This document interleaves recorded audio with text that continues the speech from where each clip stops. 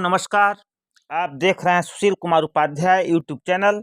साथियों, आज की विशेष रिपोर्ट हम आप तक पहुंचाएंगे, जहां पर सत्ता परिवर्तन के आहट से अफसरों में खलबली किस तरह से बड़ी खबर आ रही है उत्तर प्रदेश राज्य की तरफ से, जहां पर यदि सब कुछ ठीक ठाक रहा, जिस तरह से साक्षरता कर्मी सहित तमाम संविदा कर्मचारी, किसान, नौजवान ने संघर्ष किया है, निश्चित तौर पे इसका खामियाजा इस सरकार को भुगतना पड़ेगा।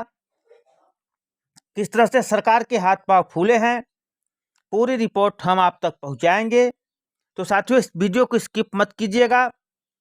पूरी रिपोर्ट देखने के लिए यह वीडियो पूरी देखनी पड़ेगी। जैसा कि लाइव स्क्रीन पर देख रहे हैं, सत्ता परिवर्तन की आहट से अफसरों में खलबली मच गई है। गठबंधन के वरिष्ठ नेताओं से मधुर संबंध बनाना शुरू। बिजनौर सहित तमाम पश्चिमी प्रदेशों से बड़ी खबर आ रही है, जहां पर 2 चरणों के मतदान से प्राप्त रुझान के बाद प्रदेश में सत्ता परिवर्तन की आहट ने अफसरों में खलबली मचा दी है। खासतौर पर मलाईदार पदों पर रहने के शौकीन प्रशासनिक व पुलिस अफसर ज्यादा बेचैन दिखाई दे रहे हैं। प्राप्त समाचार के अनुसार अवसरवादी नेताओं की तरह हर हाल में मलाईदार पदों पर रहने के शौकीन अफसरों ने मानना शुरू कर दिया है कि प्रदेश में सत्ता परिवर्तन हो रहा है। हालांकि अफसर अभी खुलकर कुछ नहीं बोल रहे हैं, लेकिन उन्होंने सपा व रालोद में मौजूद वरिष्ठ नेताओं से संपर्क साधना शुरू कर दिया है। वह वरिष्ठ नेताओं को सरकार बनने की अग्रिम बधाई भी दे रहे हैं।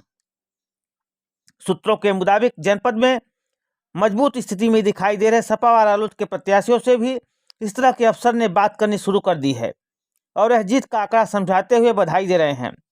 सूत्रों के मुताबिक कई अफसर ऐसे हैं जो चुनाव के बाद जनपद में नहीं रहना चाहते हैं। उन्हें इसमें भी कोई फर्क नहीं पड़ता है कि प्रदेश में सत्ता परिवर्तन हो रहा है या नहीं, वह हर हाल में मलाईदार पद चाहते हैं। सूत्रों के मुताबिक सचिवालय में मौजूद वरिष्ठ अधिकारियों से इन्होंने संपर्क साधा है, अपने पसंद की पोस्टिंग चाहते हैं। सूत्रों के मुताबिक जनपद में रहते हुए चांदी काटने वाले अफसर पश्चिमी उत्तर प्रदेश नहीं छोड़ना चाहते हैं, वह पश्चिम के ही किसी जनपद में पोस्टिंग के प्रयासरत हैं। तो साथियों, यह जानकारी 60 टाइम्स की तरफ से आया है। तो जिस तरह से सत्ता परिवर्तन से अफसरों में खलबली मची है और एक जो आशा की किरण है वो निकल कर आ रही है, जहां पर जो तमाम संविदा कर्मचारी लगातार संघर्ष किए हैं, इस सरकार का विरोध कर रहे हैं। निश्चित तौर पे सरकार यदि आने वाले समय पे जो तमाम स्तरों से वार्ता होने वाली है, साक्षरता कर्मियों के हक के लिए कोई बड़ा कदम नहीं उठाती है, तो आज तीसरा चरण का मतदान होने वाला है। जब आप वीडियो देख रहे होंगे तो 3 चरणों का मतदान समाप्त हो गया होगा और अभी 4 चरण बाकी हैं। तो जिस तरह से पहले 2 चरणों में बीजेपी की हालत खराब, संघ कार्यकर्ता जुटे, बीजेपी को जुटाने में यह कहना है आरएसएस प्रमुख मोहन भागवत का। तो साथियों, निश्चित तौर पे हाथ पांव फूले हैं। जिस तरह से मोहन भागवत ने खुफिया विभाग की एक रिपोर्ट का हवाला देते हुए कहा है कि यूपी के चुनाव में पहले 2 चरणों में बीजेपी की हालत खराब हो गई थी, बाकी चरणों के लिए आरएसएस कार्यकर्ता लामबंद हो गए थे। 10 मार्च को समाजवादी पार्टी बन जाएगी। समाजवादी पार्टी गुंडों की हताशा में किया गया बघेल पर हमला, यह कहना है केशव प्रसाद मौर्य का। तो सियासी समीकरण जारी है, लगातार एक दूसरे पर दोषारोपण नेताएं दे रहे हैं। जिस तरह से पहले 2 चरणों में बीजेपी की हालत खराब दिखाई पड़ रही है, जिस तरह से बड़ी अपडेट आ रही है, इसको लेकर अधिकारियों ने सत्ता परिवर्तन को लेकर अपना विकल्प खोजना शुरू कर दिए हैं। हम पूरी रिपोर्ट साथियों आप तक पहुंचाएंगे। उत्तर प्रदेश में विधानसभा चुनाव के पहले 2 चरणों में भाजपा का प्रदर्शन काफी निराशाजनक रहा है। इस बात को खुद आरएसएस प्रमुख मोहन भागवत ने स्वीकार किया है। 14 फरवरी को दूसरे दौर के मतदान के बीच मोहन भागवत ने यूपी सिंह आरएसएस से जुड़े अधिकारियों के साथ आगामी बैठक में स्पष्ट किया है कि आईबी की रिपोर्ट से पता चलता है कि भाजपा को पहले दूसरे चरणों में बहुत नुकसान हुआ है। दूसरे चरण में इसकी हालत और भी खस्ता है, इसलिए संघ के सभी कार्यकर्ताओं को लामबंद किया जाना चाहिए। आरएसएस के एक वरिष्ठ कार्यकर्ता ने मोहन भागवत का हवाला देते हुए कहा कि संघ प्रमुख ने स्पष्ट रूप से कहा था कि भाजपा पहले 2 चरणों में अच्छा नहीं कर रही थी। पहले चरण में उन्हें 17 सीटें मिलने की संभावना है, जबकि दूसरे चरण में उनकी हालत खराब है। ज्ञात हो कि पहले चरण में पश्चिमी उत्तर प्रदेश के 58 सीटों के लिए 10 फरवरी को मतदान हुआ था। 2017 के चुनाव में बीजेपी ने इसमें 53 जीत हासिल की थी, लेकिन आईबीबी की रिपोर्ट के मुताबिक संघ का अनुमान इस बार सिर्फ 17 सीटों तक ही सीमित कर रखा है। दूसरे चरण में पश्चिमी उत्तर प्रदेश रोहेलखंड की 55 सीटों के लिए 14 फरवरी को मतदान हुआ था।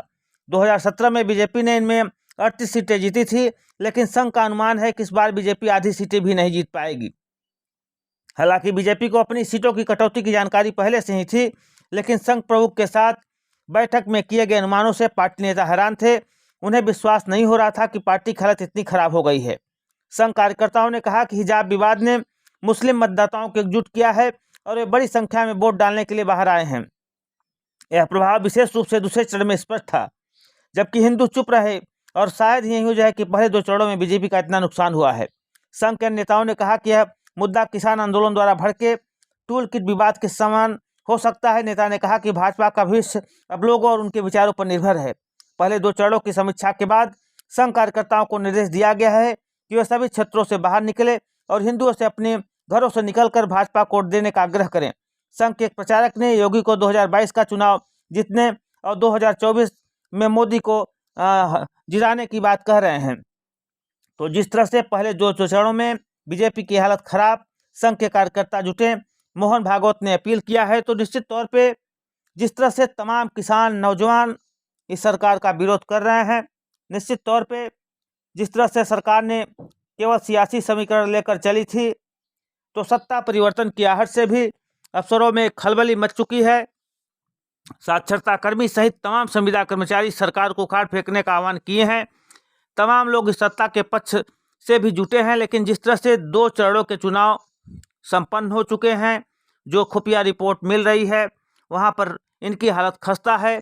जिस तरह से आरएसएस प्रमुख का बड़ा बयान आया है कि हिंदू निकलें और बीजेपी को जिताने का कार्य करें, तो साथियों निश्चित तौर पे जो बड़ी खबर आ रही है, जैसा कि आप हमारे लाइव स्क्रीन पर देख रहे हैं, तमाम समाचार पत्रों में भी इस खबर पर मुहर लगी है।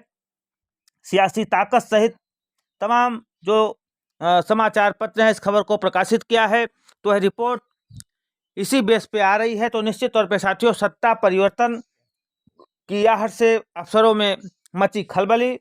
मोहन भागवत ने कहा कि पहले 2 चरणों में बीजेपी की हालत खराब, संघ कार्यकर्ता जुटे।